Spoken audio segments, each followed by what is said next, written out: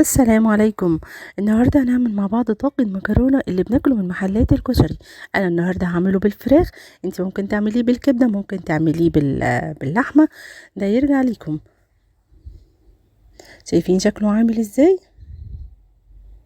يلا بينا على الطريقه. حله على النار فيها 5 معالق كبار من الزيت، انزل عليها بكميه من البصل مقطع مكعبات، اقلب البصل حين يدبل بس. ودي شكل الفراخ بتاعتي، بصوا مقطعاها مكعبات وسط، ولا كبيرة ولا صغيرة.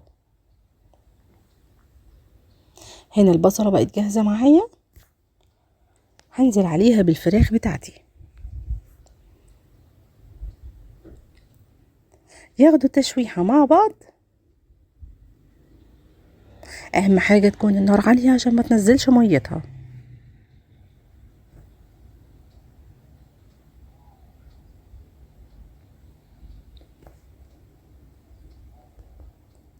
هنزل عليهم بالبهار،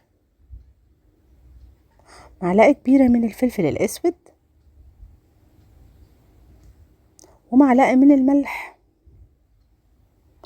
ونص معلقة من البهار، ال7 بهارات. هقلب المكونات مع بعض.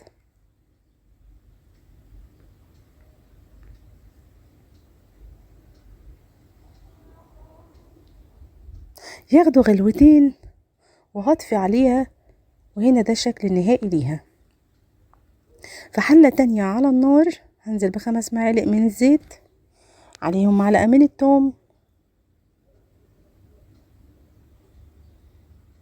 بعد ما الثوم ياخد تشويحة هنزل عليهم بالبهارات، كزبرة وكمون وبابريكا.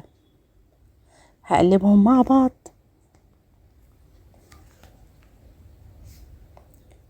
وهنزل عليهم بمعلقة من الصلصة ومعلقة من هريسة الفلفل.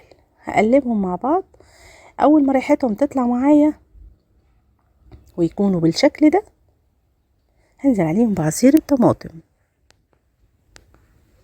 ورشة من الملح، وقبل ما تفهم 5 دقايق هنزل بمعلقتين كبار من الخل. وده الطاجن بتاعي. ودي المكرونة، بستخدم مكرونة قلم او اول طبقة هتكون الفراخ. هنزل بالفراخ بتاعتي في القاعدة بتاعة الطاجن،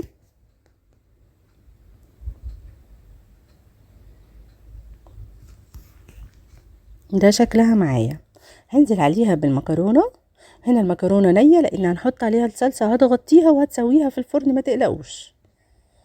بعد ما ضفت المكرونة هضيف عليها الصلصة،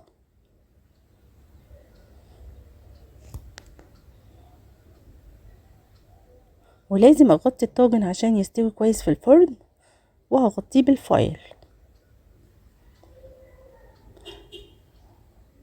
هنا بعد ما خرجته من الفرن اقدمه بقى مع الشطة والدقة